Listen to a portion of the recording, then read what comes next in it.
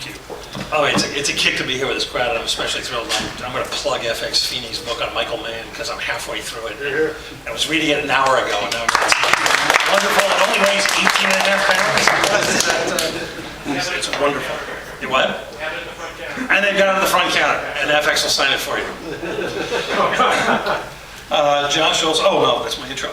I picked the 10 best horror movie sex scenes. I've gotten a lot of grief from people, so I just want to say one thing up front.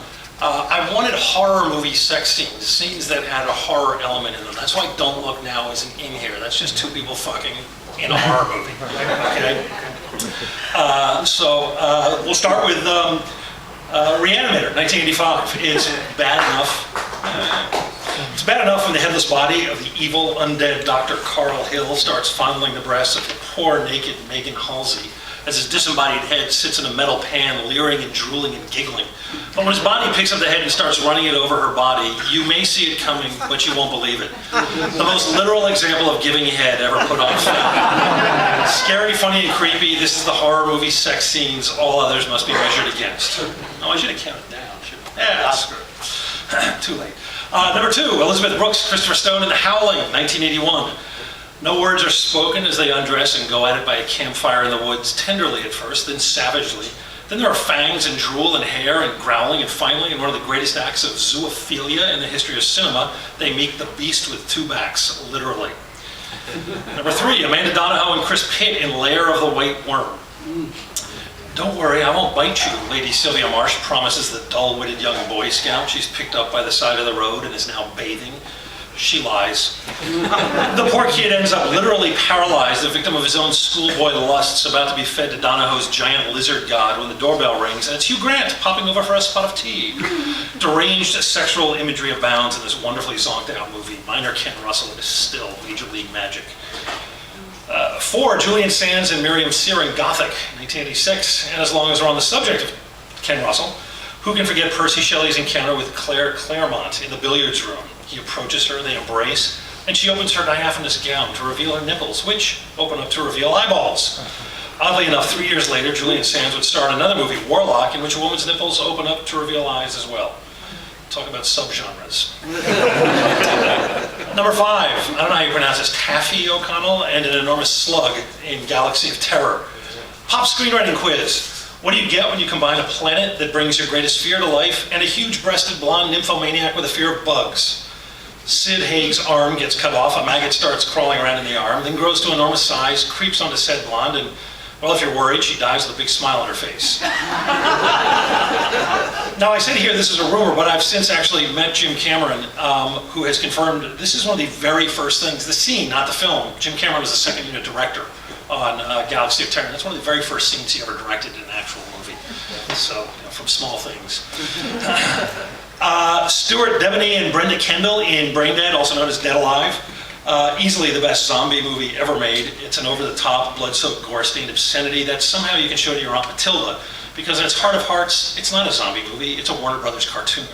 And contained in its madness is a zombie priest getting it on with a zombie nurse. A liaison which introduces the world to something we may have been better off never meeting at all, a zombie baby.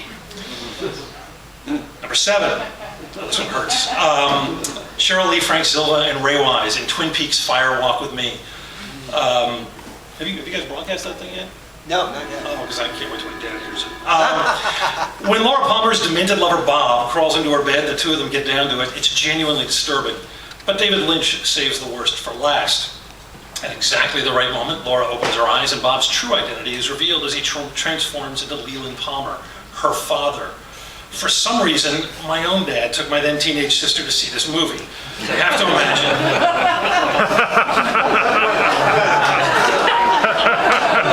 Most uncomfortable movie theater seats ever. Number 8, Roger Perriard and Marilyn Chambers in my pal David Cronenberg's Rabid. Marilyn Chambers, in her first legit flick, gets checked into one of David Cronenberg's endless supply of creepy medical institutes, the Keloid Clinic, after a horrible motorcycle crash. For reasons that still aren't entirely clear or necessary, her operation results in a spike that grows out of her armpit and does horrible things to whomever it impales. When one of her fellow patients wanders into her room and finds her writhing naked on the bed, Quote, "This is really weird," says the poor sap, just before he gets spiked. Number 9, Nastasia Kinski and John Hurd in Cat People, 1982. Nastasia's got it bad for John Hurd. Only problem is Malcolm McDowell has informed her that the only person she can ever make love to without turning into a man-eating panther is him, her brother.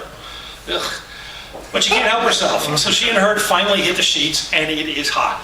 Kinski has never looked sexier, and the scene just crackles. But then it's over. Hurd sleeps. Kinski stares at the ceiling. At the last minute, she turns into a panther, which gets in under the wire to earn its place on this list, and sets us up for the climax of the film, another great sex scene that sadly takes place off screen. Number 10, here's an obscure one for you, Lana Wood and the Invisible Satan in Satan's Mistress, 1982. I saw this thing twice in the same year at Philadelphia's late lamented Goldman Theater on 15th Street. Both times with my comrade in schlock, a guy named Chris King. I worked at a bookstore with him. The first time it was called Satan's Mistress. A few months later, we went back to see a movie called Succubus. That sinking feeling we both had as the opening credits started running over a desolate beach on a gray day. The credits roll, Lana Wood again? And then we get to the title, and there's a skip in the film, the image of the beach vanishes, and a card, I'm probably exaggerating, but in my memory, it's cardboard with the word succubus written on it in magic marker. This used to happen all the time. All of which is a long way of saying that when I realized what was up, it dawned on me that at least I get to see the scene where the gorgeous, voluptuous, and most importantly, naked Lana Wood has sex with an invisible dude again, which was almost worth it. I'm kind of lying. I have 2 honorable mentions. The solo category, I call it. You got to go with Linda Blair in The Exorcist.